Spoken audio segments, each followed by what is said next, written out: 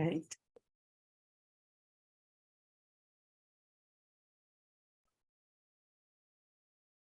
Let's just take a moment to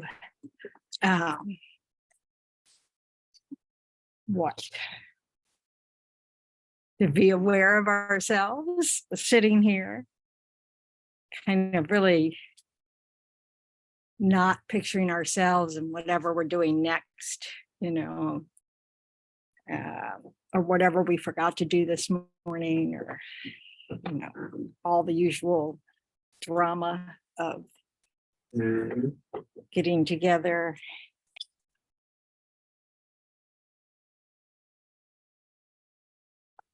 Please tell me this isn't on while I'm making all this noise.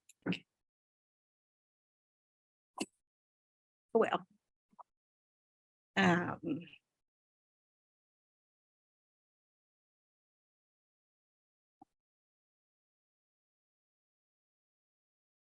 okay, is that working? Okay, thanks. Let me know if it's not loud enough or whatever. And then this is for when they speak. Is this on too? No, not yet, because I didn't turn it on.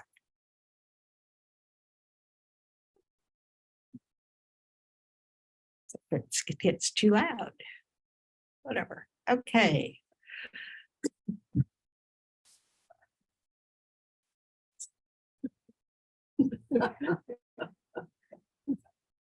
I mean, I'm glad I'm breathing. I just don't like it when it's magnified. Oh, all right. So let's take a moment to really, okay, I'm here. I'm sitting in this chair, in this room. Others around me. There was a reason I came.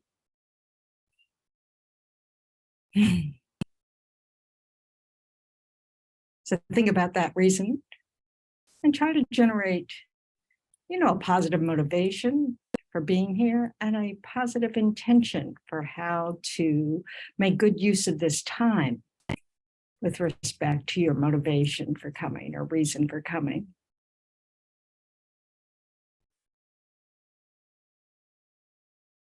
And just remember that right in this moment, there's no place else you need to be.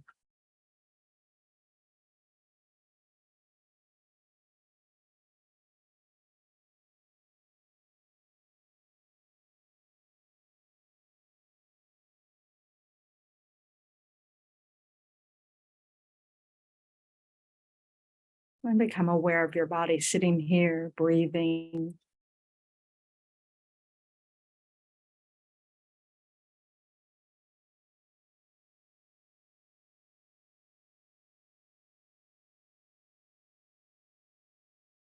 How fortunate we are to be sitting here,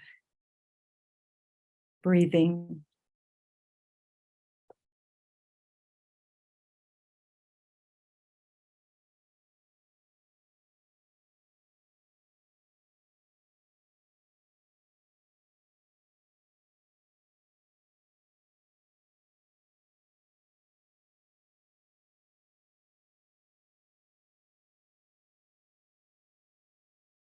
And make sure that your motivation is very expansive, that for whatever reason that you came, that behind that reason is this motivation to benefit, the way you are, the way you think, the way you speak, the way you act. And then this ripples out to benefit those around you, your loved ones, your friends, your coworkers. And by benefiting yourself and benefiting those around you, then they'll benefit those around them. And in that way, we can ripple out, put positive energy out there in here.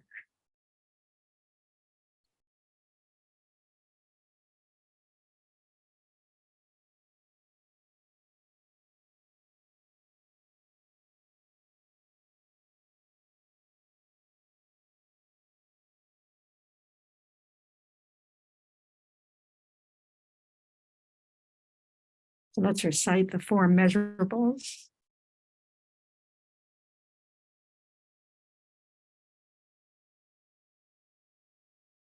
there. It's already up there. Why isn't it on my screen? Because you share. Oh, you didn't share. That's all right. Nana's sharing. It's on page 34. No, Nana's screening it. It is sharing it. I just shared the press. Yeah. Yeah. I was confused. Okay. May all sentient beings have happiness and the causes of happiness. May all sentient beings be free from suffering and the causes of suffering. May all sentient beings be inseparable from the happiness that is free from suffering. And may all sentient beings abide in equanimity, free for attachment for friends and hatred for enemies. And now page 98.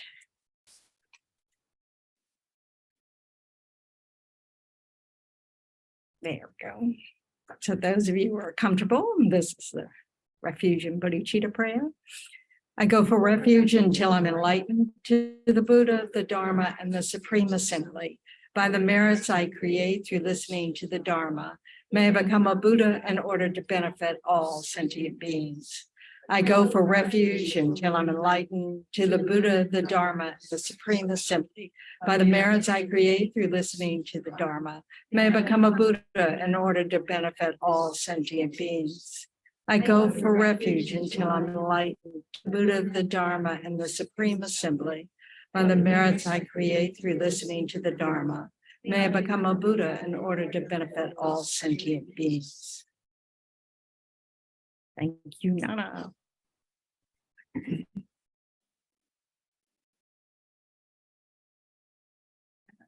And for those at home, if I'm not noticing that you've raised your hand, just unmute and speak out. Because I have the mic on, you guys, so that others can hear as well. So I'll try to pay attention, but I'm not the best at that. So I'm an unmindful. I'm not that unmindful, but I forget to look in all the right places. So, okay. So we've been talking about how things exist. Why are we talking about how things exist?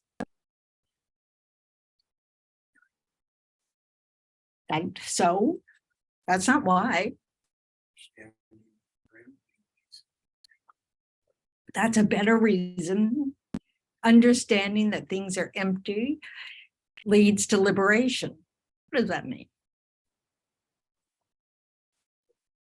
Elimination of delusions. Elimination of delusions. What does that mean? We want to make sure that, we don't just say these words, that we really get. Okay, so yes, because they're true. All these words are true, according to the Buddha.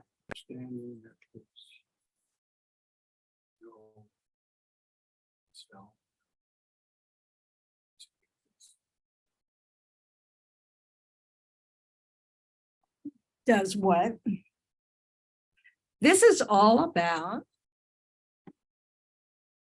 that we can end suffering. We understand how things exist. That removes the foundation of ignorance that is the root of all our suffering. So it's a very important point, So our delusions arise out of our ignorance. What are our delusions? Someone started to say, using jargon, what attachment, clinging, Permanence. a sense of I. According to the Buddha, our states of mind like hatred, anger, greed, jealousy, all of these types of, states of mind are mistaken about how things exist. They are totally not necessary. It's a false representation that's arising out of a misunderstanding of how we exist. So why does that matter? How does it feel when states of mind, like even like craving arise, or, greed arises, or jealousy arises, or resentment arises, or, irritation arises?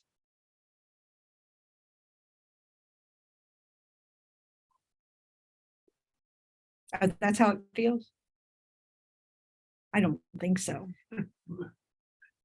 Do you have those words going on in your mind? Oh, my ego. Oh, I'm sorry. Yes, you'll have to speak up because sometimes I don't even hear you. Oh, okay. So, Graziella, he was just saying, about it, that our ego does something, and I was disagreeing, so we didn't get very far. So, did you want to complete your thought? Okay, well, thank you. You're very gracious. Yes.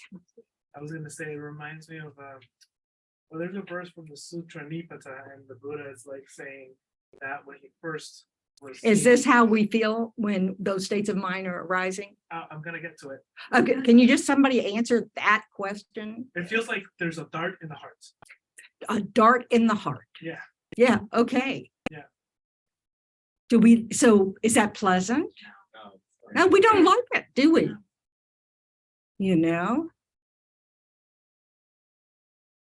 Isn't it good news to find out that it arises from a mistaken understanding of how things exist? Yes. What does that tell us? We can change. We can take it out. Yeah. Take the dart out. Solution. We can take the dart out So the dart- instead of shooting another dart, which is what we tend to do. We either shoot another dart at we shoot back, or a really favorite of mine is I turn I shoot myself again. Second Yeah. one. Yeah.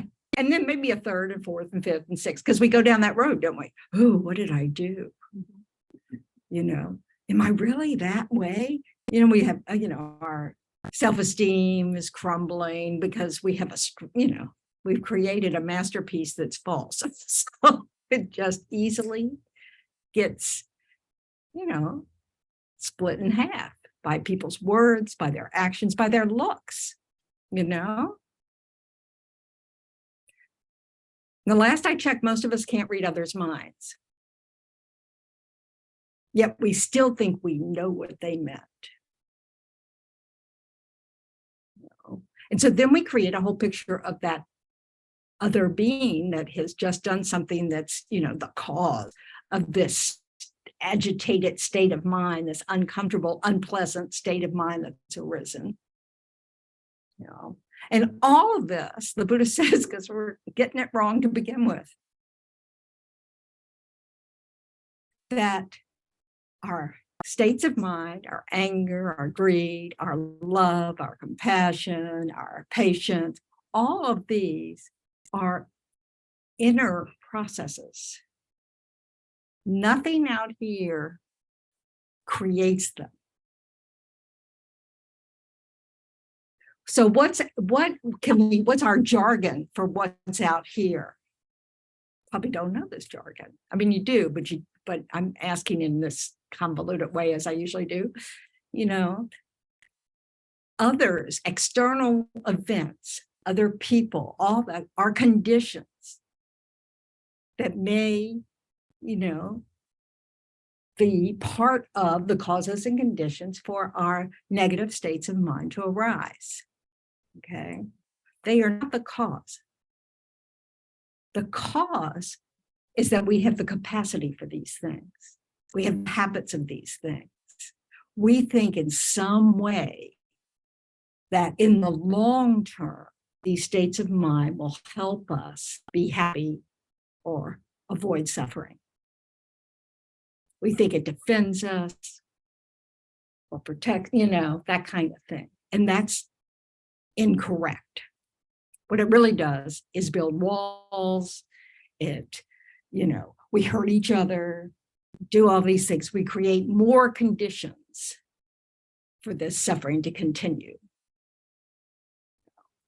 So the Buddha said that suffering can end, that there's the truth of suffering and that suffering can end. What's needed for suffering to end is that we need to understand how things exist instead of grasping at things as existing the way they appear to. And we need to develop our Buddha nature, all the good qualities we have, you know. These are the things that will help us end suffering. So, how does that work?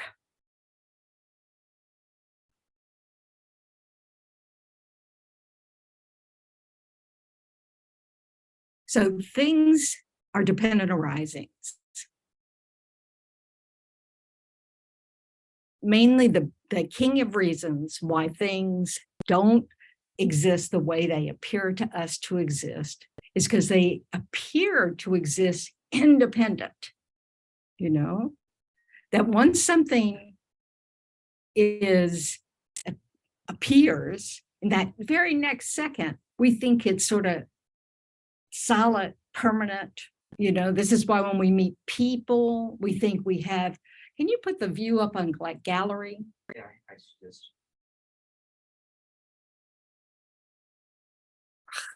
Oh, that's good.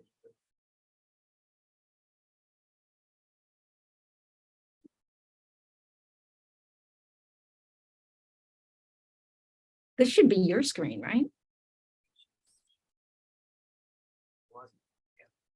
There you go.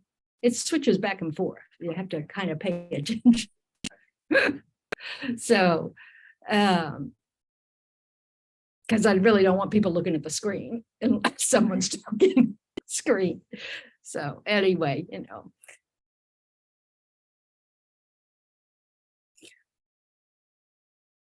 So we've talked about dependent arising, that things arise in dependence on causes and conditions. Things are dependent on their parts. You know that my body is dependent upon the arms and the legs and the, you know, and the yucky stuff inside, and you know, the blood, all those squeamish things, you know, this disgusting things. It's got all sorts of disgusting things, you know.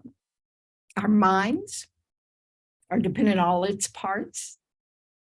You know, it needs the part of awareness. It's the faculty of being aware. It needs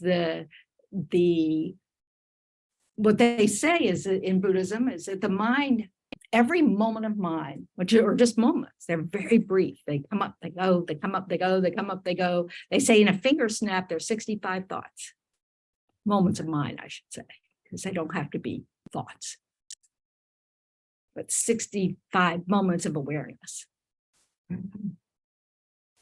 Each one of those has a component has a state of mind, you know, called feeling, which is just pleasant, unpleasant, or neutral. So we're constantly experience things as unpleasant, pleasant, or just neutral. You know, brushing your teeth might feel neutral. In fact, you probably don't even think about it at all. You're just brushing your teeth, and then it's done. The mind of discrimination. We are aware of one thing versus another thing. You know, we can see the parts of what we're seeing. You know, we can see the chairs, you know, da da da da da. We hear different sounds.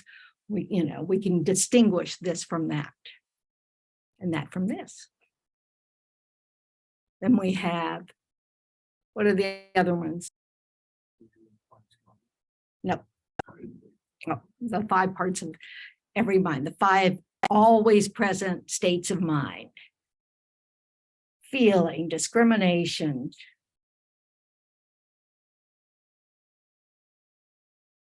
You've been studying this, Leaf. Well, I'm not finding it. You need your mind. I'm searching all those little brain cells. Contact. Contact is just the term describing the fact that you need the mind has to contact its object of mind, and it has to have had a previous moment of mind in order to function at all. So it's those three, so we have contact with an object. That's what, it's just necessarily there. In other words, we always have an object of mind. And that doesn't mean object like an objective or an intention. It just means an object of mind. I mean, we're just referring to anything being an object. Contact, discrimination, feeling.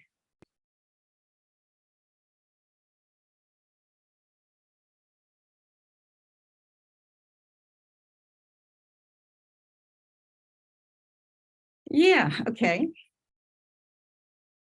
The point is that even a moment of mind has parts. It's not just one thing. However, all the parts of a mind are related to each other. So if you're having a moment of anger, that feeling's unpleasant.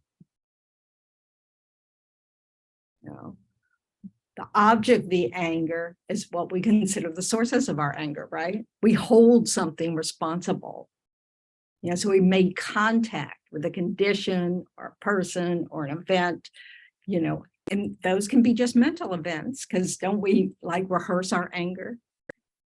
We get home and we think, I still can't believe that happened and they did this and we make ourselves angry all over again.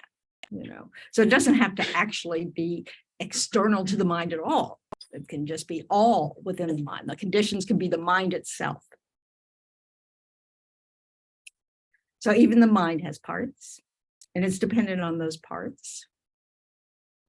And one of the things that are every moment of mind while we're ignorant that's present is this misunderstanding of how things exist. It's not always obviously there, but it's quite apparent if we look when we have a strong state, emotion, which we've been talking about, like anger.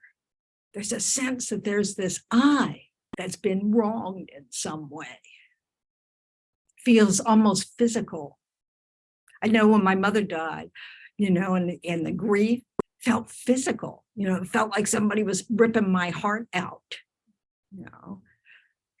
So it's this, that sense of I lost something, or I've been hurt.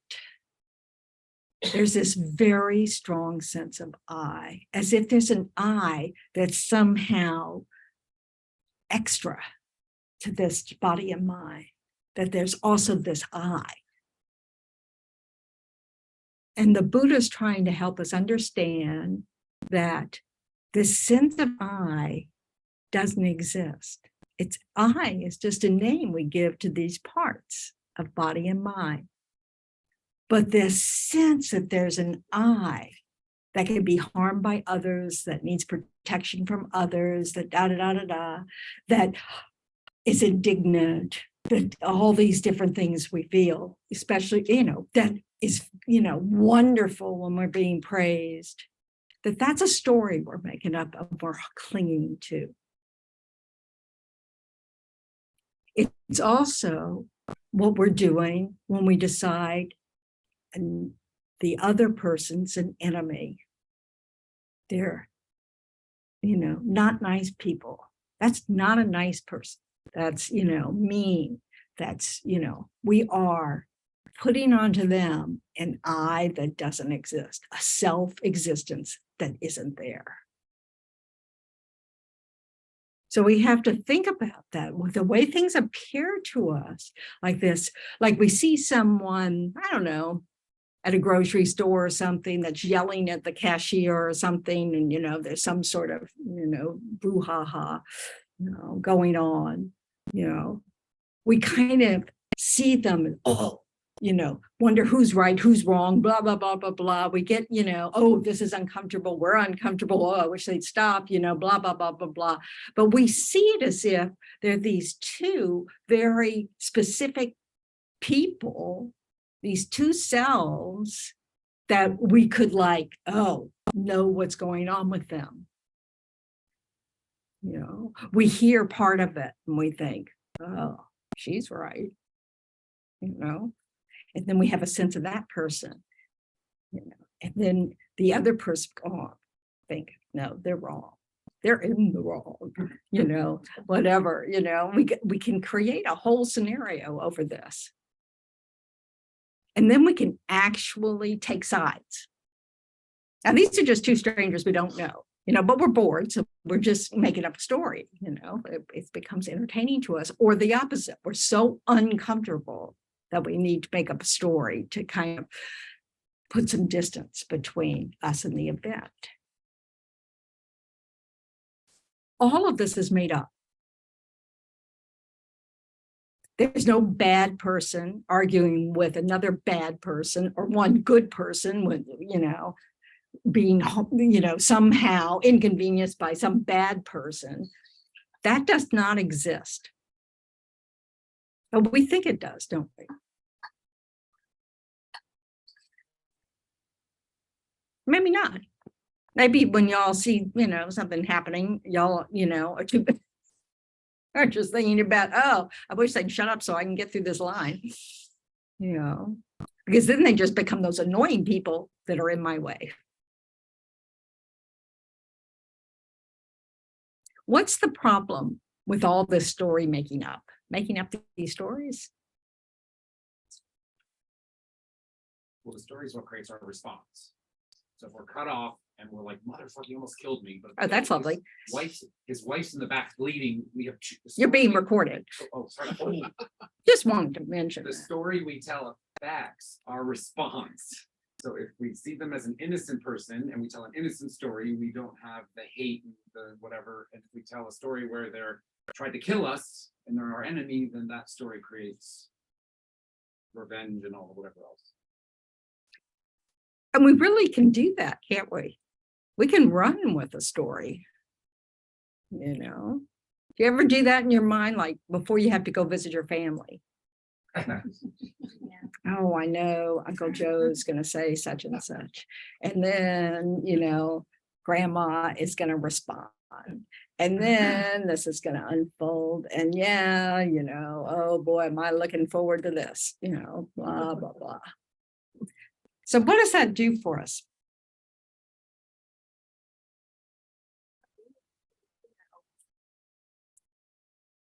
That's a possible outcome, that we're creating our own suffering.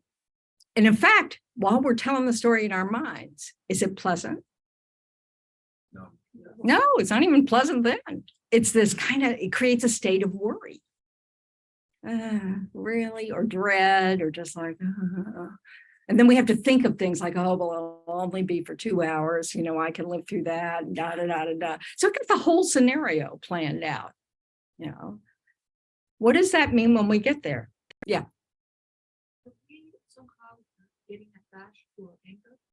We do get attached to our anger, but mostly we're thinking about a future that hasn't existed yet. It's not here yet. Well, what do you think that story, what impact does that story have on that future? Yeah. It keeps us from being in the present. What else does it do?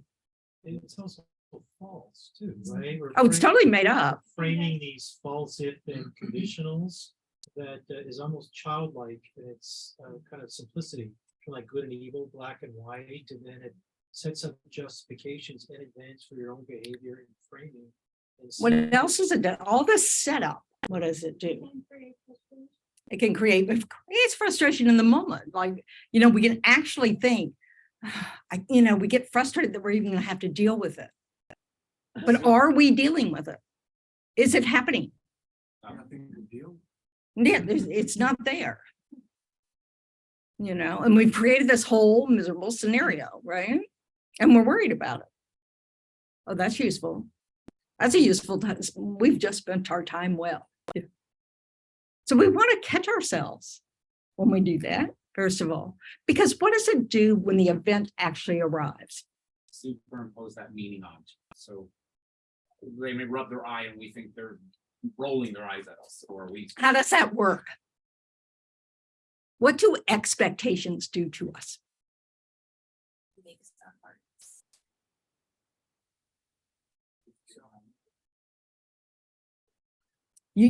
Yeah, you're not going into the event with a clear mind, are you? It prevents that. And what happens? You're disappointed. No matter what evolves, you're setting yourself up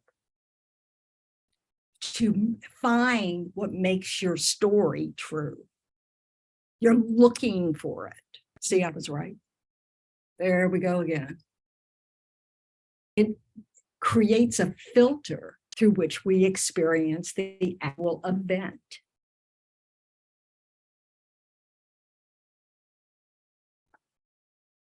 I'm just watching.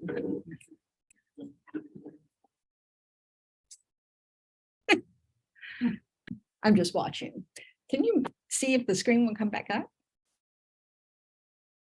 Oh, it's not on. I would like to see the people. Oh, we don't need to hear my voice at all. They can get the message twice and maybe remember it then. Yeah, maybe. So.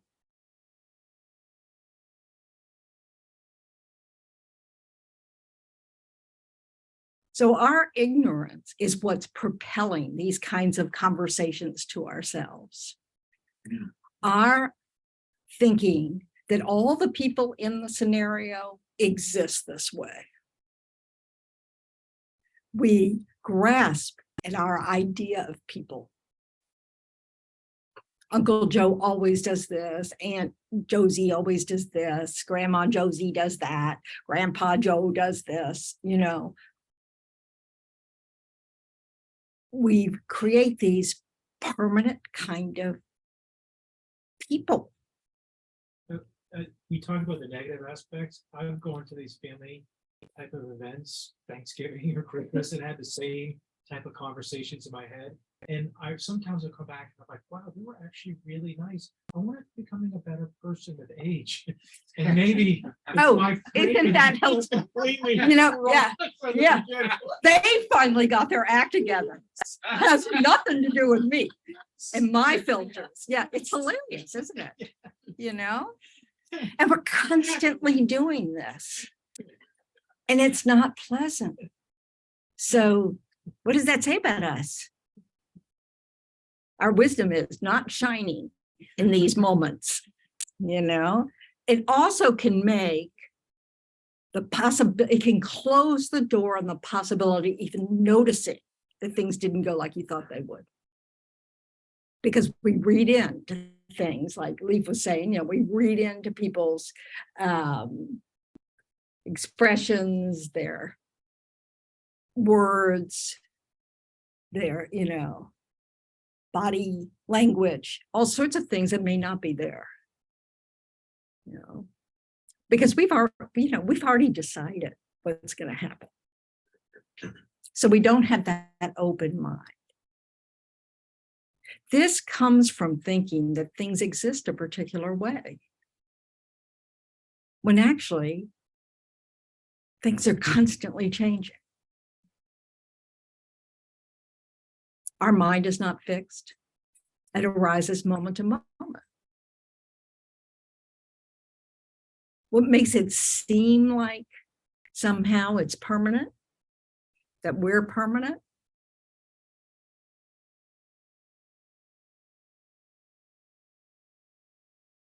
Well, our eyeballs make it seem like it, don't they?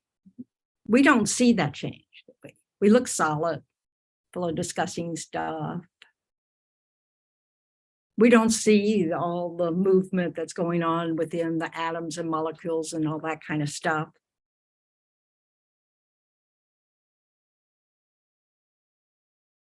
What else?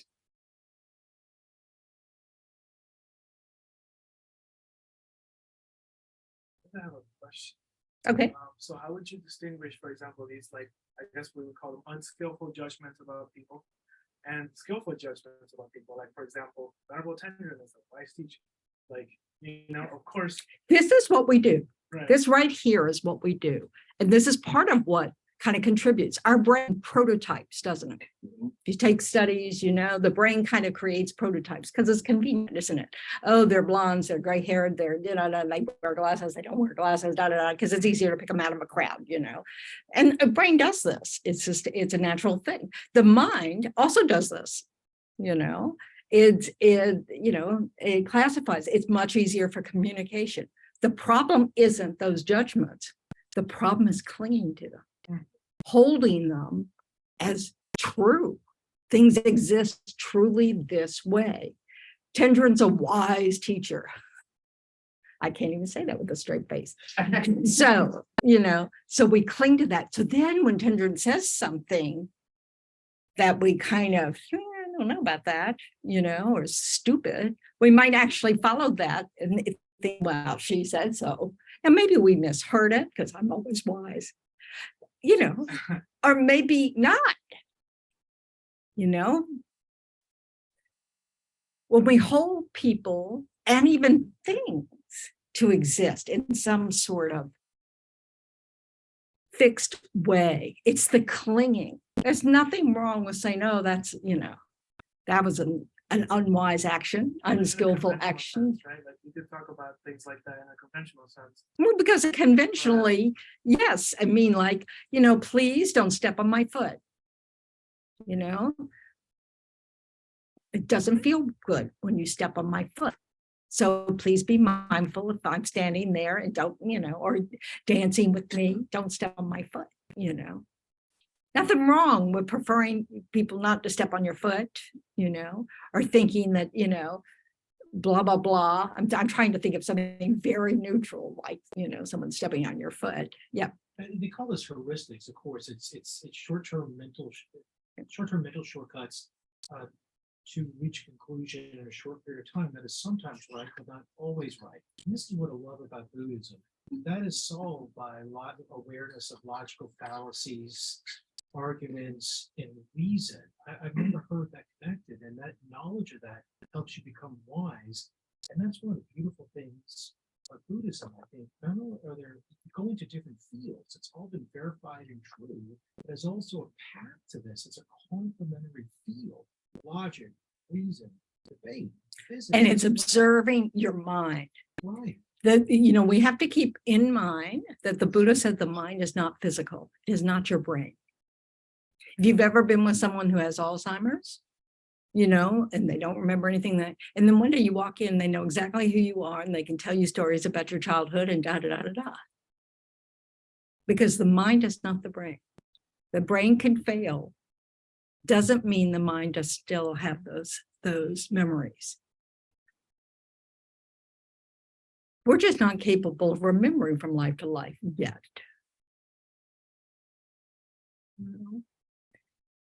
So they are, you know, the brain is physical. We absolutely need its support in order to function in this body.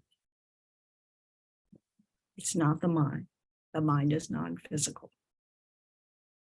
So just to throw that out there, you know, because when the body dies, your mind goes to another body. Your consciousness doesn't cease to exist. It's always existed. Consciousness exists. Physicality exists. It's always existed. You know, like his Holiness likes to say, you know, Big Bang, absolutely, no problem. It's just not the first. It's, you know, so it's just this, you know, so this idea that it's, you know, that everything is just the brain's processes. There's no question that the human brain's very sophisticated, and there's no question that the more we understand how it works, the better off we are, as long as we're paying attention, as long as we're not drawing conclusions like, oh, they have to be that way because their brain is that way. We don't want to go too far and grasp that the brain is permanent, our grasp at the mind, the thoughts, and all that stuff that are supported by this brain are somehow, only we all know stories of people who's, where they find out that somebody's brain doesn't even have the right brain. It's not even there. It doesn't exist there. They were born without it, and yet they function as if they have one. There are all sorts of stories like that. So I'm kind of digressing, but the idea here is we want to really question our perspective, our filters all the time, because from so many of them, suffering comes because we're grasping at something. We're grasping at our sense of self. Oh, you've insulted me, and we think that there's some meaning in that. And then we can start wars over these kinds of things. Just look at people in power.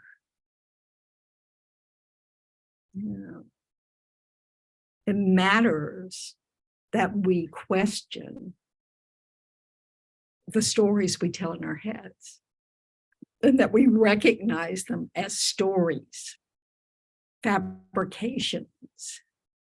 This does not mean we don't make judgments. A whole part of the Buddhist teachings is all about what things to abandon and what things to adopt. That involves assessing. Oh, look at my mind. I'm just making all sorts of, permanent assumptions about me, which is kind of a funny thing to even say. I'm grasping at this. I'm unhappy because I wanted this to happen and it's not happening. How is that affecting how I'm responding to what is happening? How is that interfering with my experience? Has everybody done those? You've seen those drawings, in psych class where they draw a picture and one person sees an old lady and one person sees a young lady, and it's really hard to switch once you've made that. Oh, it's an old lady. Oh, it's a vase versus two people facing each other, those kind of things. Yeah, we hold on to it. Oh no, it's this way. And it's really hard to let go. That's really interesting. We've got a strong habit of grasping. And we're mistaken. And we have evidence of this. We all have friends, partners, whatever, we all cut a lot of people in our lives slack. We don't say, just because our friend said something kind of mean to us, we don't just go, oh, they're mean, because we see them in more of their dimensions, may cut them slack. But that stranger, that cuts me off driving, is just a jerk. And they're kind of permanently a jerk. And we're kind of thinking, I hope they get theirs, I mean, we have all sorts of weird kind of, illogical ways of thinking that make us suffer, that become the condition for our own suffering. So how can we, if things don't exist the way they appear to us, how can we start to not keep doing that? So we've discussed some of this. First, we notice, oh, I'm holding this person as existing this way. I'm holding myself as existing this way. But when we look, can we find some sort of evidence of this permanent person existing? Yeah. You can look at yourself and Yeah. see how we change all the time, how sensitive we are. Yeah. Well, and how we change all the time. And then we can go, oh, maybe they do too. Maybe I shouldn't be grasping so tightly to this idea of that. Why? Because my expectations distort my point of view. There's no clarity there. We're clouding our minds with, a preconceived notion instead of being open to what arises in this moment. So I wanted to bring up the idea of mirages today because we've used that example a lot, Well, first I'm going to, there's a little passage out of the book of How to See Yourself as You Really Are.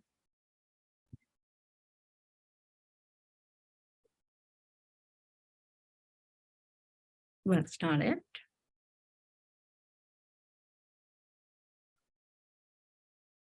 That's not it.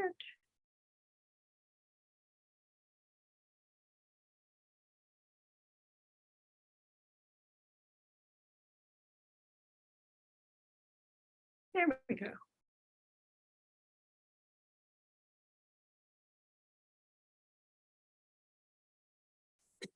I don't know whether it's better for me to just read this to you. Okay. So this is His Holiness talking. So he's describing that mistaken rope in the corner. A coiled rope's speckled color and coiled form are similar to those of a snake. And when the rope is perceived in a dim area, the thought arises, this is a snake. As for the rope, at that time, when it is seen to be a snake, the collection and parts of the rope are not even in the slightest way a snake. Therefore, that snake is merely set up by conceptuality. In the same way, when the thought I arises in dependence upon mind and body, nothing within mind and body, neither the collection that is a continuum of earlier and later moments, nor the collection of the parts at one time, nor the separate parts, nor the continuum of any of the separate parts is in even the slightest way the I. Also, there is not even the slightest something that is a different entity from mind and body that is apprehendable as the I. Consequently, the I is merely set up by conceptuality, independence upon mind and body. It is not established by way of its own reality. And this is how we misperceive things. We think that it's not just our concepts, it's not just our mental labeling that's involved here. We think there really is a mean person in that grocery line. We don't understand that we are establishing the mean person through the way we're thinking. It isn't that there isn't a mind and body. It's not that there isn't a name that's given to that mind and body. It's that we are adding something extra to it through our conception. And that only exists in our mind. The extra part. It's like the rope exists, even though someone has mistakenly labeled it a snake. And they're responding to it as if it's a snake.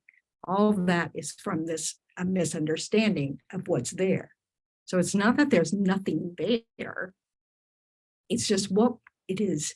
How we establish that in our minds is due to the way we think, not the way it is. And we're all doing this. So all our conceptions are, going on. And then we meet, and we try to have a real conversation. Odds are not good. So this is a very subtle idea. Yes. Okay. So what if that person that I'm judging Mhm. is actually doing something morally? Yeah, what about that? I'm not saying we're not capable of doing something morally wrong. Yeah, right. How are you holding that person in that moment? I'd be shocked. See, I'd like to do. yeah, that's the key, isn't it? How can we help ourselves? Like even, let's not go to the extreme.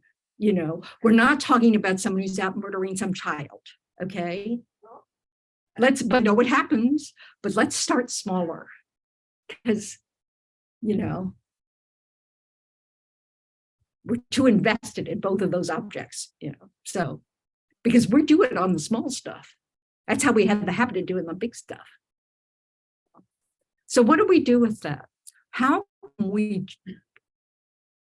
respond? So this is where I was going to bring in the example of a mirage. Okay, so a mirage is called a mirage. Why?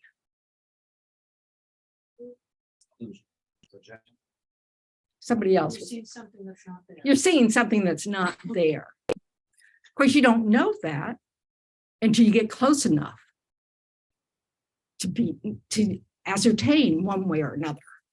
Okay, so before that, what is it? Apparently real. Okay.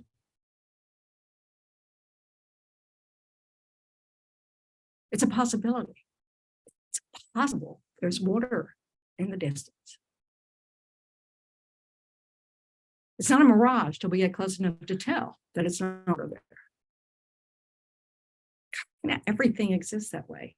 We have every moment is an opportunity of possibility. Okay. And so within that possibility, if we have that open mind, what can we use when we see someone do something unskillfully? We could have compassion. Why would we have compassion? Compassion would allow us to form a story or see the person in a light that would be more conducive to. Actually, I could get back to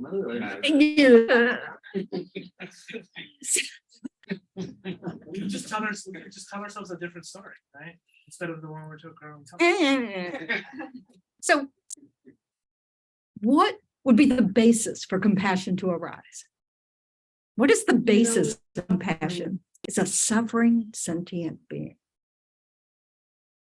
So that's one way we could respond.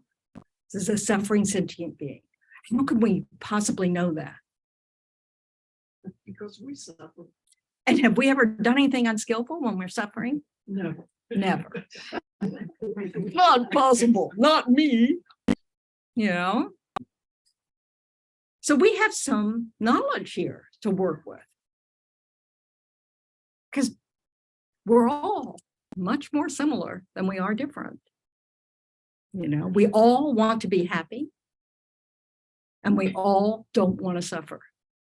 And we all don't know what we're doing in trying to achieve that. So when we get mad at somebody and say something mean, what does it usually indicate? We're right. That's the second part. Why usually? We didn't get our way. We didn't get what we wanted. The line's not going fast enough. The light turned red. Whatever. We're just not getting what we want. We're just, not happy about it. Okay. What do you think's going on with the person who, says something to us? Exactly the same thing. So in those moments, we can make an educated guess. It is just a guess because we're not reading their mind. That maybe something's not going according to plan, to their plan. So we could have compassion arise because we can recognize that there may be suffering. What else could we, what other possibilities are there? Because I mean, we don't have to have just compassion. I think there's it keeps going back with this as an overlay of logic here. The logical. So tell me fallacy- how to use it. Logic of fallacy of ad hominem. How do you use the logic in that moment? I would say, well, I'm making this judgment off of this person, and I don't really know who they are in their character, and that's a personal attack. That's a fallacy of reasoning. Okay, so what other possibility is there? I'm taking a very specific. So you have all this stuff going on in your head when you're looking at them? I have issues. Yeah, we all do. Okay, so what I'm asking is, because we don't want to just stop and do nothing, right? So that's a possibility. We can see if there's anything we can do. We can try to respond in a helpful manner. But I did a short form of that. You know? And that's understand your mind. Why does that make you aggravated? You could look at what's the condition in me, you know, that I'm kind of, you know, having this reaction to their action. You have reaction. Why am I reacting? That's right. So you could be curious. We've talked about this before. You can be curious. Oh, why am I responding this way? Why, you know, why have I immediately gotten my guard up? You know? So there, you know, we can what are the possibilities that are there if we don't just stop with that person's a jerk?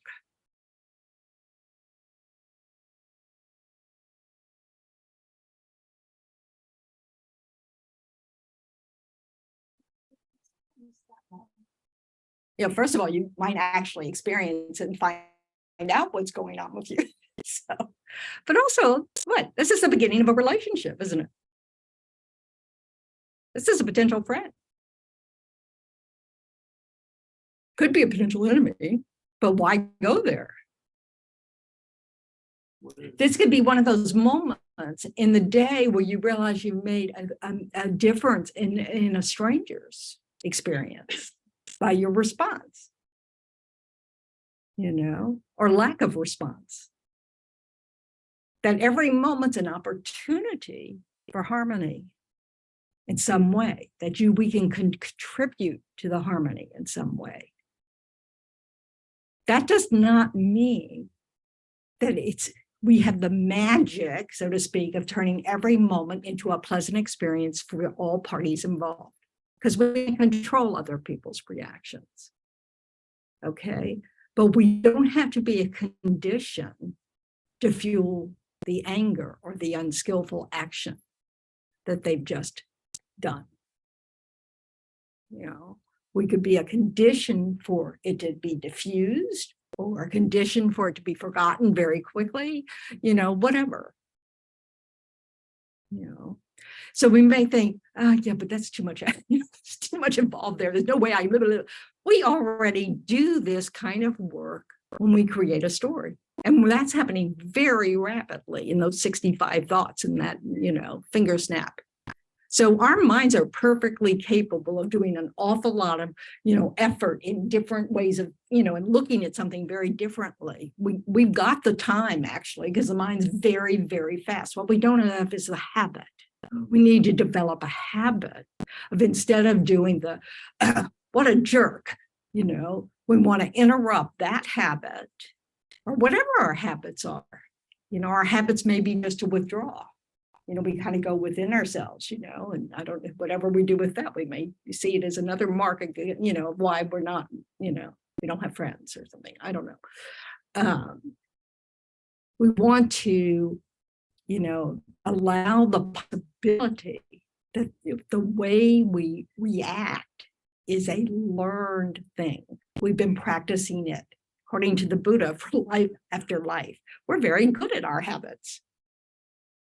We want to be aware of what maybe our habit is. And then we want to be aware that we can change it, because we change habits all the time. But it takes effort. It takes being aware. Oh, this is what's going on. Oh, this is my opportunity to practice not reacting. Of course, we've already reacted, but that's not the point. The point is we can see all these moments as an opportunity for change within ourselves, not the other person. We don't have control over the other person. Sometimes we will have to intervene with people's actions, like you do when kids are starting to fight in the playground,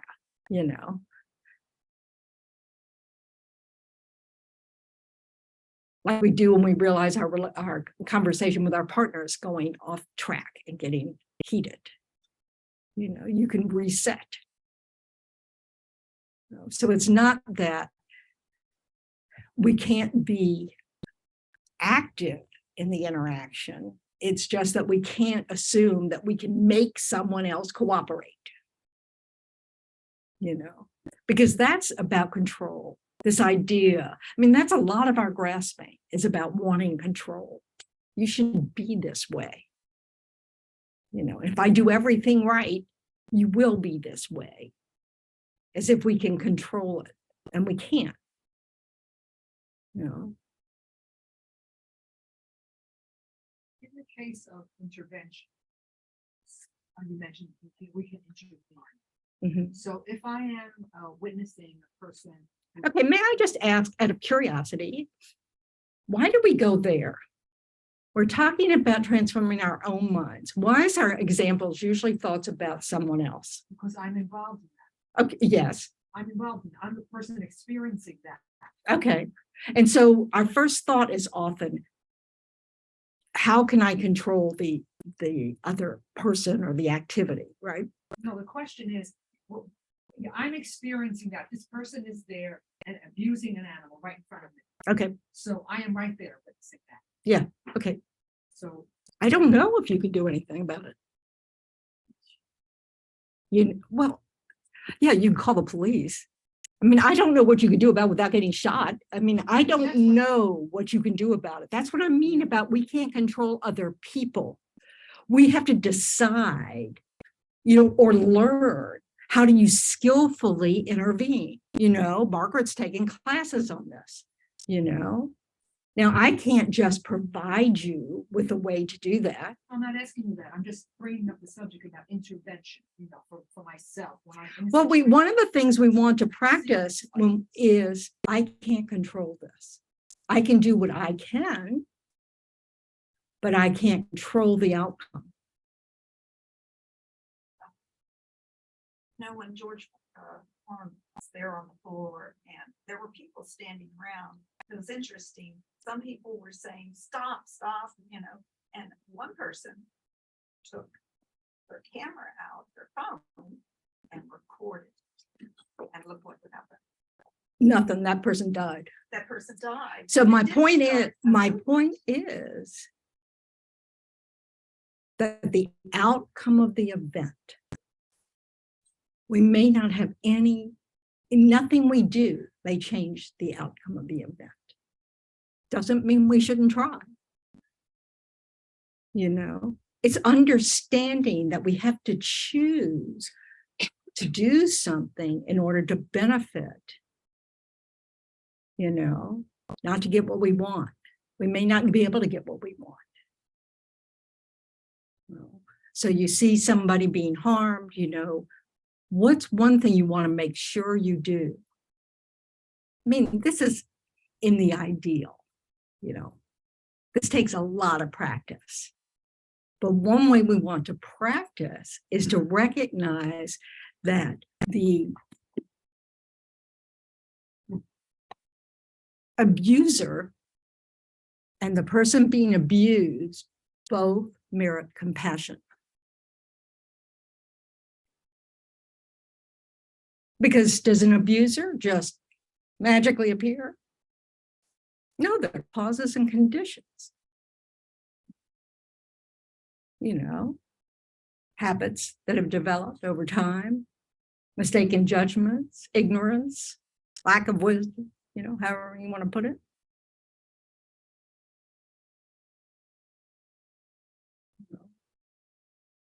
So we want to remember that if we really want change to occur,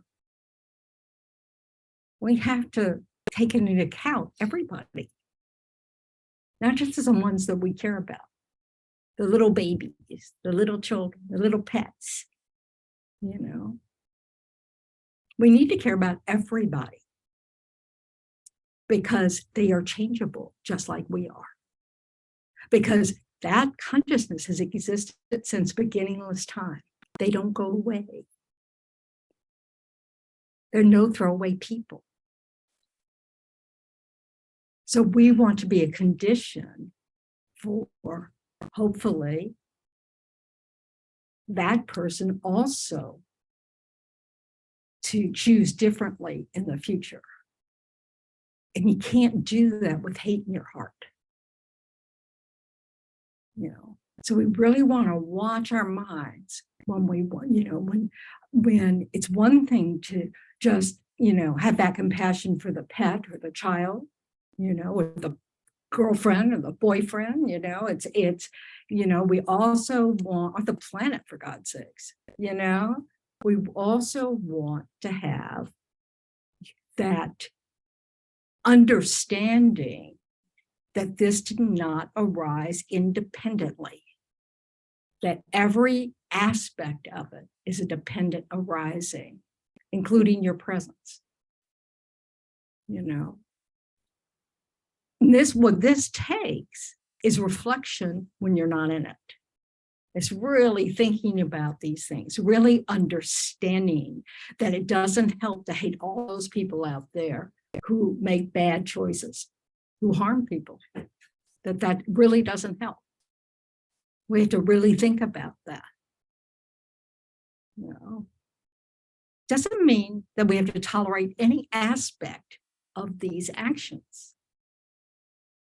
You know, but it does mean we don't write them off as, you know, useless human beings. Because what does hate do to people? More hate. It just, yeah.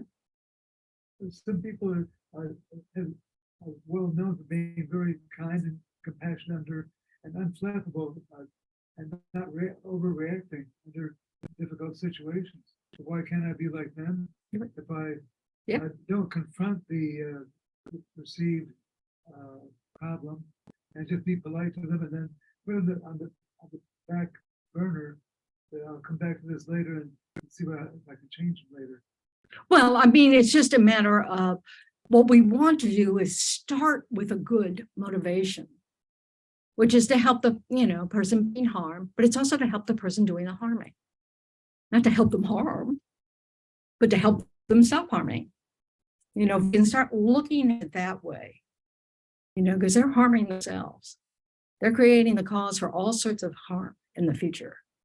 You know, why is the being harmed?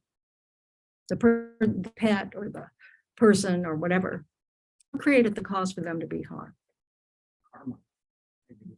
Karma, like it's something over here. No, in past lives, they created the cause.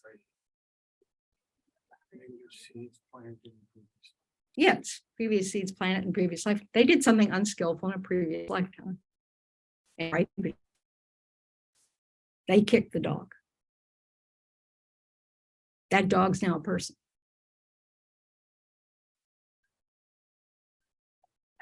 Every single thing.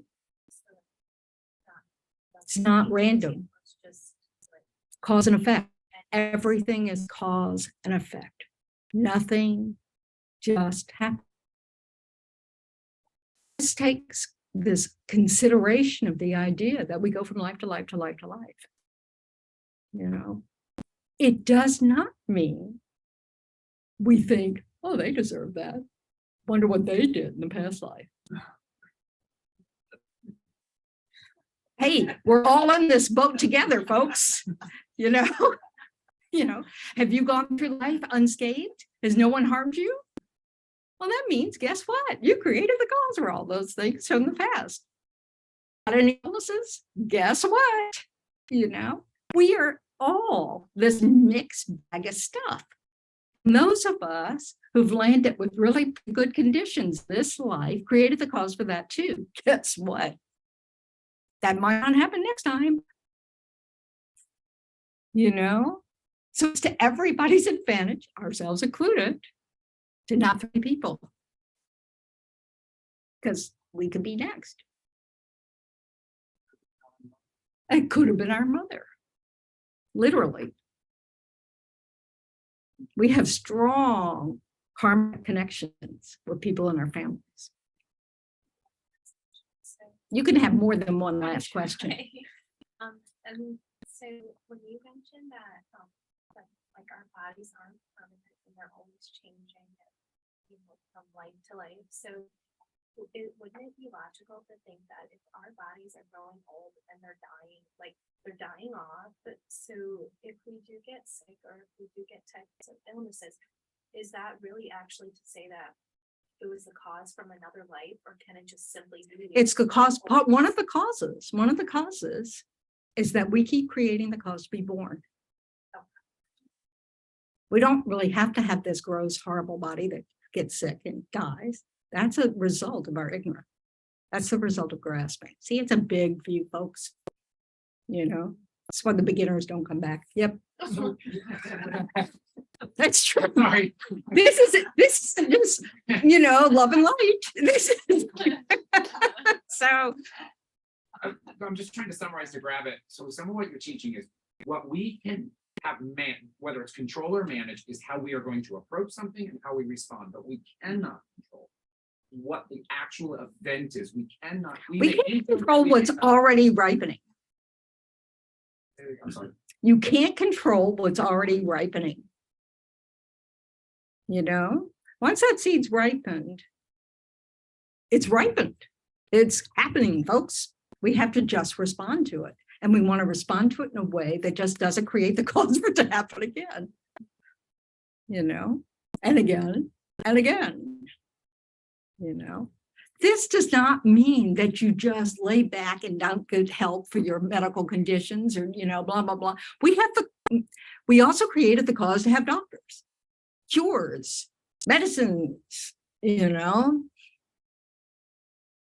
make use of those. We rejoice in our good fortune. We also have compassion for those who in this life don't have it. So like when I'm in the dentist chair going, oh my God, I can't believe I'm in the dentist chair again. I have terrible teeth. I think I've had a root canal in every single tooth in my mouth, you know? So when I'm sitting there, I go, oh, I'm so happy I have the resources to have my teeth fixed, you know? Because I don't have the pain that people who don't have that resource are going to have. I have a little pain, and then it gets fixed, you know? And I have to think that way so I don't go screaming, running out of the office, you know? So, you know, but this is a way to make use of my time, my mental time, while I'm in the dentist office, you know? That's because I see it as an opportunity to practice, you know? So we did it also to create the cause to have these resources in the future. By appreciating them, by rejoicing them, by going, please, may I do whatever it is that created the cause for me to have this resource in this life. May I do it again and again and again. You know, we don't need to know what it is exactly. You know, it's just because we generally know what actions are positive actions of body, speech, and mind. You know, all religions teach them. You know.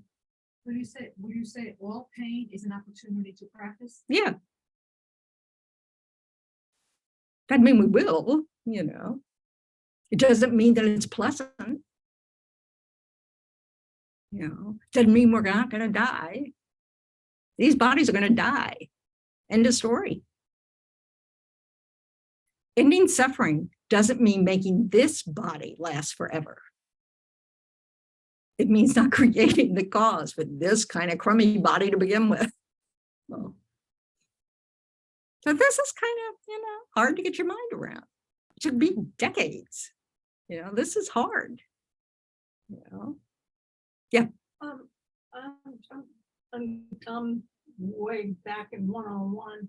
I was just wondering if you could clarify something for me. when Louisiana, I mean, Louisiana. I'm thinking about New Orleans. Right, right. I just saw a movie about New Orleans yesterday. When she's talking about like if you saw somebody abusing an animal, and what, would be your response to that? I'm just unclear about how that works in my mind, Well, one response that you naturally have, right, is compassion for the dog, or the pet, the animal, whatever. You start there. You just want to think about, and you might not be able to do this in the moment. This is why you practice on the cushion or sitting quietly, is think about widening your perspective to include the person doing the abuse as well. Compassion for their suffering. Because if they didn't have that suffering, they wouldn't be beating that dog. So I'm stuck in what's appropriate. Curious, being curious here. Would it be like healthy to have a conversation? Just, can I ask you why you're doing that to this dog? I don't know if that's, usually the question why is very inflammatory. Like I justify myself to you, excuse me. So I don't have these skills. It's good to talk to people who have some skills about intervening. Doesn't mean you shouldn't intervene. Sometimes you have to call the cops. You see some animal tied up in the yard, in horrible conditions all the time. You call the cops. It's against the law. If if in the moment you can do something that you think might help the person diffuse their anger so they quit taking it out on the dog, maybe that helps, but I don't know. It's going to depend. I'm not saying that having compassion for the abuser means you don't try to stop the harm being done. I'm just saying that this is our opportunity to be more expansive with our hearts, with our compassion, because it really is true. If that person was free of suffering, they wouldn't be beating an animal. They may not know that. They may not get that. Some people have practiced certain habits long enough to where they like it. They like to torture things. That's really a distorted mind. Just imagine how distorted that mind is. But, it's just the idea is that, like if you have any, like if you look at the prison system, and you think, oh, we supposedly put people in prison so that, first, there's an element of punishment to it. It's mostly, try to separate them from the society they've been harming, but we have this idea that maybe they don't have to be permanently act this way, then we want to try to see how we can help so that when they get out of prison, they can have a better experience and not end up right back in prison, right? Well, that takes caring about them. They're people. We have all sorts of humanitarian laws around the world about how to treat people that are imprisoned, prisoners of war even. There's a reason for that. It's our Buddha nature. We have compassion. We don't want to be the mistreating people. So we're just trying to practice remembering that heart in every situation. Doesn't mean we don't act. It just means, that we don't hate someone.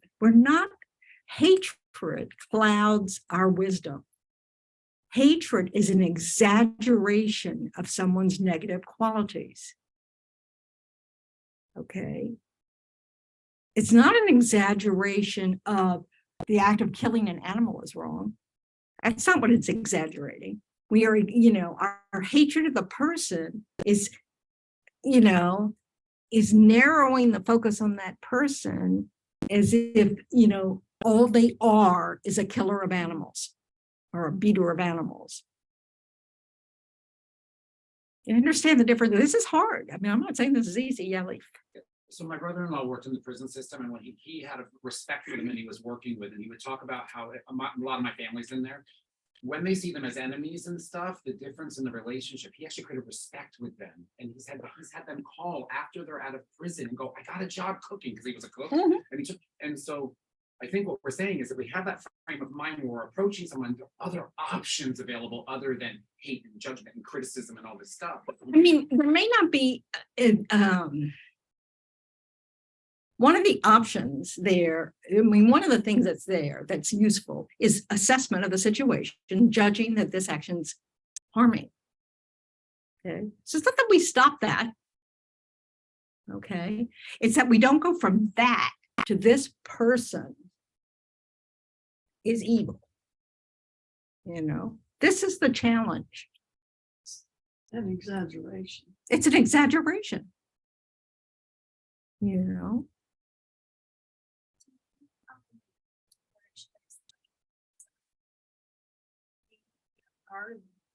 but aren't there evil acts though, like that are? is that, can you see here the difference even in your question? I don't really know how we. Well, I guess you're so. making that distinction. Yes, Yeah. there's a difference Okay. between evil actions Yeah. and evil beings. Correct. That's huge. We want to end all our own evil actions. Correct. You know, there's no doubt about that.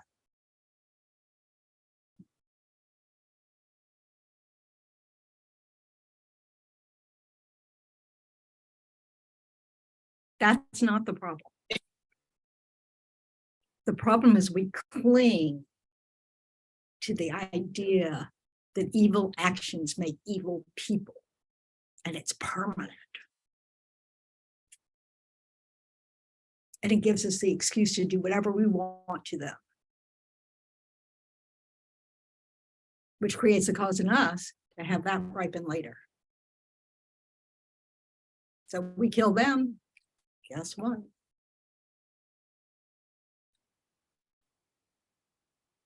Our hate plants a seed on our mind stream that ripens in the future.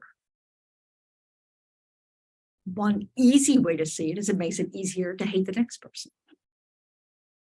You know, we have developed the habit of hating people who do things that we consider evil.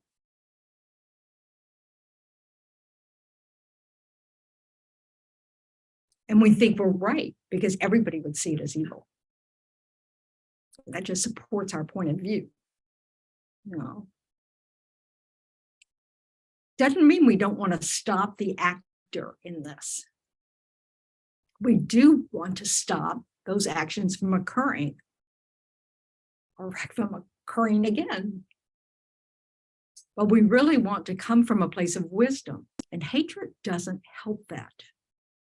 Wisdom doesn't arise with hatred in the mind stream. So the more that we can practice when we're sitting quietly and thinking about these things, that it's not necessary to hate in order to intervene. You know, it may be that we need the spark of anger to get us recognizing that certain actions, we want them to stop. But most of us don't even need that. We see someone hitting someone else, we generally have just compassion just arises because all of us don't want to be hit. We don't, you know, that didn't come up just out of a, you know, it's because we know we wouldn't want to be hit, beat, you know, we know that we wouldn't want our pets treated that way. We know, you know, we have all sorts of, you know, experience of this, but mainly we know that we wouldn't like it. So, you know, this being wouldn't like it. In Buddhism, what's interesting enough, in Buddhism, any sentient being is labeled a person. So what does that mean? What's the consequence of that?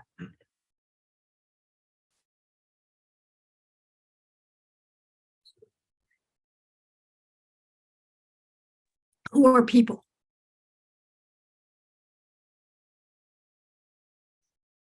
Everyone. Which includes who? your cat. Insects. Rats. You say sentient beings, People. you don't say sentient people, sentient beings. Yeah, but they also label those as people, persons, selves, eyes. Because we grasp at the self of, if you don't like rats, you may grasp at the self of a rat and go, that's an evil beast. Call the exterminator now while you're standing on the kitchen table. Oh, yes, Elaine. This is a question that you made a comment about family members have strong karmic ties, which I do believe. Now, what if you have a family member that is best to keep away from them? You send them good feelings and energy and prayers, but you don't want them in your life. Is that cool? Are you asking for permission? Yes, please absolve me, Tendron. Now. This is why the best answer to pretty much any question asked in a Buddhist class is it depends. It depends.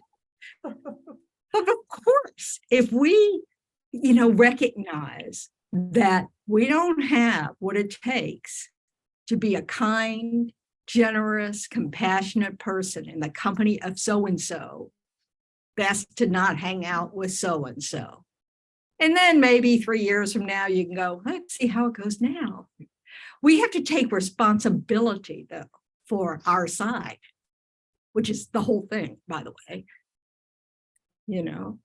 It's our mind, our filters, that make it so that, we can't hang out with so-and-so. It's not their fault.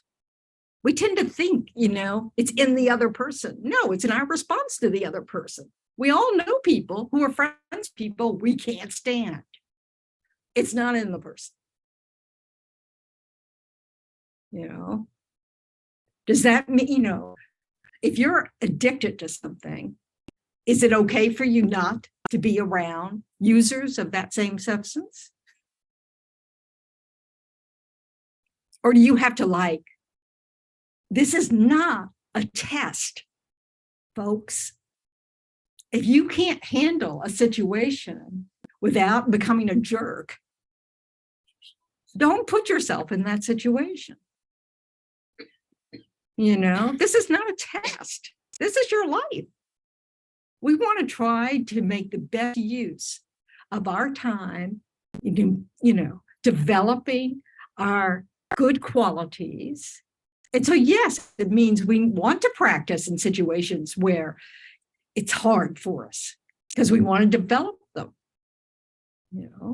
But if we lose it every single time we're in somebody's, particular person's, maybe not this life, doesn't mean we don't go home and work on those issues.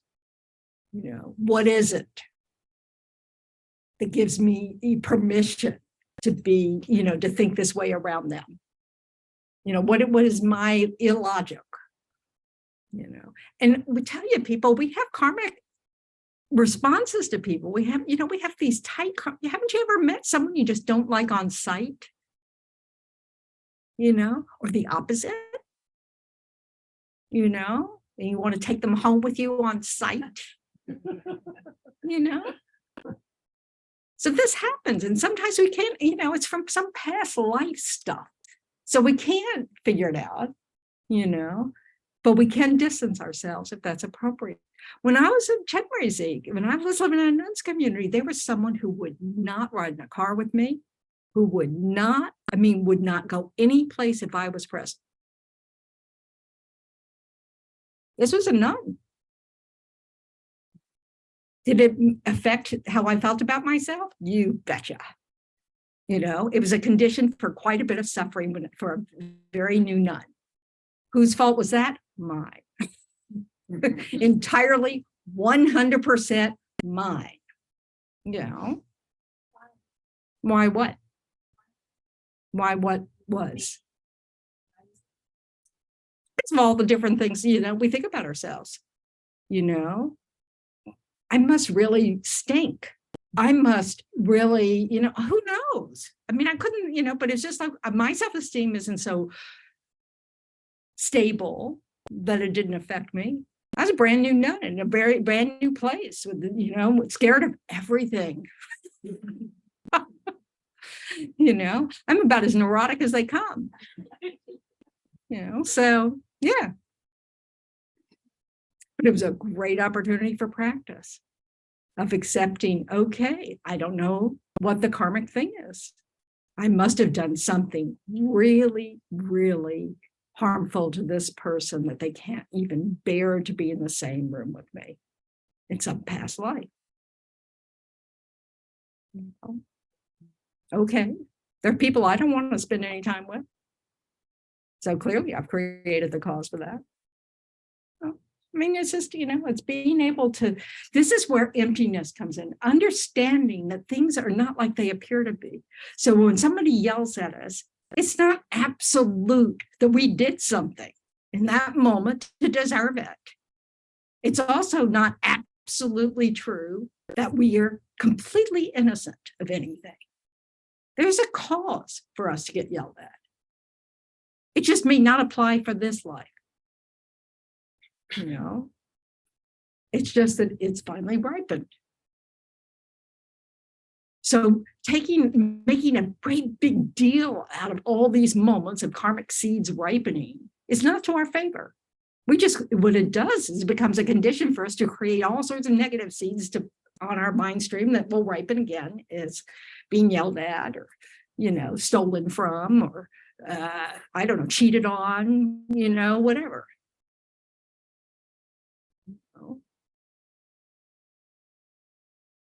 It's all cause and effect. And everybody's dealing with it. We all share this. We're interdependent, literally. It isn't, all of us in here created the cause to be in here together. People who don't like it created that cause. People who do like it. I tell you, teaching the Dharma, trying to be able to accept the fact that I'm doing the best I can, but your karma also plays a part. I can't carry a tune. So if you are fortunate enough to come to one of our pujas, you have to hear all of it in English. None of that beautiful chanting by, because I can't chant anything. And apparently nobody else here can either. Nobody volunteers to just jump in and I can do this, so, okay. Now I could feel really bad about that. And there are times that I do, but I created the cause for that. I created the cause of not being able to sing by my bad speech in the past. And I have no problem imagining that because I had a lot of bad speech in this life. So, and those are habits, so, hey, this is one of the results. Not only that, I had bad teeth. Not only that, anything that has to do, I can't learn a language. Anything that has to do with speech, mouth, your tongue, all that kind of stuff is kind of, not so great in my mouth, in this body, in this life. I'm not surprised, but I can help not have that the case in the future by watching my speech. And then it's, this is one of my main practices because I have the habit of lots of lousy speech. So,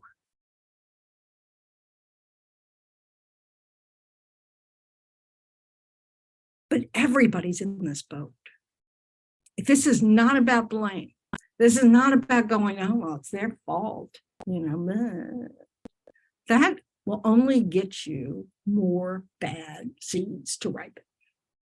What we want to understand is we should just have compassion for each other. This does not mean we don't need the wisdom to try to intervene in situations where someone's doing something really harmful, not just for the person who's being harmed's sake, but for the person doing the harming.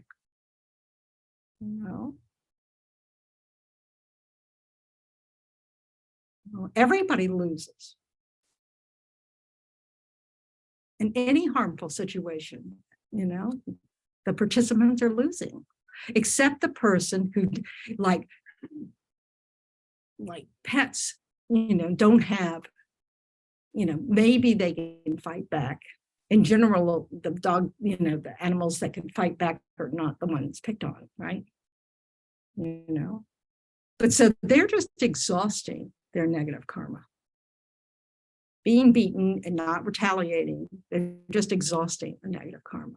Now, if they had the kind of mind that can have compassion for the person hurting them, they'd be creating some good karma also. And I can imagine some pets being that way, they have such a compassionate attitude towards their owner, But as having the sophisticated mind we have, we definitely can develop that capacity. Because we have the ability to reflect on these things when they're not happening. We have the ability to use our reason and wisdom and understanding to realize everything gets better. Oh, I have gone way over time. I'm so sorry. I just looked at the clock.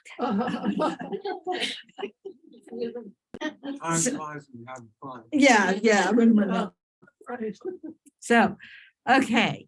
So, sorry about that. Not that our time's valuable or anything. Okay, we will continue. And then, I'm going to be here teaching also in August and most of September. And we're going to talk about how to pull all this information together so we can use it to really counter our suffering, our immediate suffering, so that we stop these conversations in our head, because we recognize stop's a big word. But so we reduce the times that we, create our own suffering. So, okay, so somebody's sharing it. Nana, can you share the screen for whatever it is, or somebody who's there? Okay, for page 240 something, 6. I can read. So take that good intention you said at the beginning, that positive motivation. And now that's all going to ripen in a positive way, So there is chocolate cake in your future, if you like chocolate cake. But we're going to share it with others. May all beings everywhere, plagued by sufferings of body and mind, obtain an ocean of happiness and joy by virtue of my merits. May no living creature suffer, commit evil, or ever fall ill. May no one be afraid or belittled, with a mind weighed down by depression. May the blind see forms and the deaf hear sounds. May those whose bodies are worn with toil be restored on finding repose. May the naked find clothing, the hungry find food. May the thirsty find water and delicious drinks. May the poor find wealth, and those weak with sorrow find joy. May the forlorn find hope, constant happiness, and prosperity. May there be timely rains and bountiful harvests. May all medicines be effective and wholesome prayers bear fruit. May all who are sick and ill quickly be freed from their ailments. Whatever diseases there are in the world, may they never occur again. May the frightened cease to be afraid, and those bound be freed. May the powerless find power, and may people think of benefiting each other. For as long as space remains, for as long as sentient beings remain, until then may I too remain to dispel the miseries of the world. And then the long life prayers for His Holiness is on page 244 in the gold book.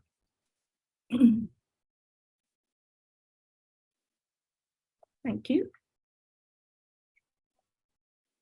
In the land encircled by snow mountains, you are the source of all happiness and good. All powerful Chenrezig, Tenzin Gyatso, please remain until samsara ends. And then the prayer for the swift return of Lama Zopa Rinpoche. And it is in your book. If you can't read that, it's on page 134. Peerless teacher and assembly of the children of the victorious ones, Shravakas and Pratyeka Buddhas, victorious Losam father and sons, along with the lineage masters, all the objects of refuge of infinite lands, please bestow the virtue and goodness of accomplishing this prayer here and now, holding and spreading the Muni's precious and complete teachings through explanation and practice. You wore the armor of patience that is never discouraged. Incomparable venerable Guru, to you I make request. While striving single-pointedly for the sake of the victorious one's teachings, the sole gateway through which all benefit and happiness emerge, and from other living beings, you suddenly departed to peace. What a great loss. Nevertheless, through the undeceiving truth of the blessings of the ocean of the three jewels and the great waves of bodhicitta of the children of the victorious ones, may the smile of a reincarnation swiftly beam in glory for fortunate disciples. Thanks, Nana. Thanks, everybody at home. So there's no announcements for this. Oh, there's a Medicine Buddha Puja Wednesday night. So that's a wonderful practice for everything, like for success in all projects, for making the planet get cleaned up, all that kind of stuff. So, and like I said, I'll be teaching also, and I wasn't originally, but I will be teaching in August and most of September. So stay tuned. Have a great week. Thank you, Tendron. It was wonderful. Thank you. Is there a teaching Bye. next? Good to see you guys.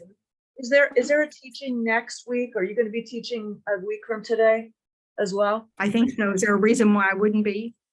I don't know. You just mentioned August, so it felt like you were jumping. Oh, yeah, I'll be also finishing July, but originally I was going to be away in August and September, but now I'm not. Okay, good. I'm glad to hear. Thank you so much. Welcome. Take good care. Thank you. Thank you, Venerable Tendron. Bye-bye. Bye for now.